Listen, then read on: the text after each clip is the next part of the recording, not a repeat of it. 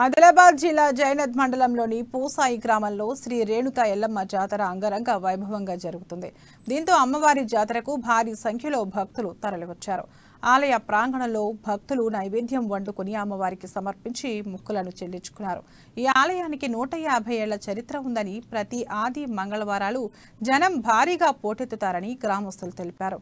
మహారాష్ట్రలోని మాహూర్ దగ్గర ఉన్న స్వయంభూ రేణుకా ఎల్లమ్మ దేవి ఇక్కడ వెలిసిందని ప్రజలు విశ్వసిస్తారు.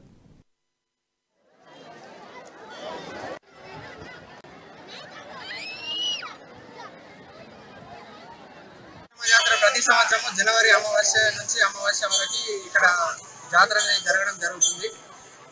ఈ అమావాస్య నుంచి అమావాస్య నెల రోజుల వరకు చాలా జనాలు ఇక్కడ వేల సంఖ్యలో జనం రావడం జరుగుతుంది. ఇక్కడ పక్క గ్రామాల నుండి కానీ మహారాష్ట్ర సరిహద్దుల మహారాష్ట్ర నుంచి కానివ్వండి, దగ్గర హైదరాబాద్ నుండి వచ్చే జనాలు కూడా ఇక్కడికి రావడం జరుగుతుంది.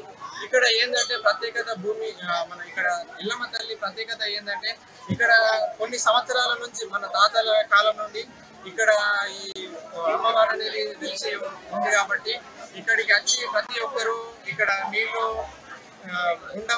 నీళ్ళ స్నానం చేయడము, బయట నీళ్లు స్నానం చేయడం వలన ఇక్కడ ఉన్న జాతర ప్రతి సంవత్సరము జనవరి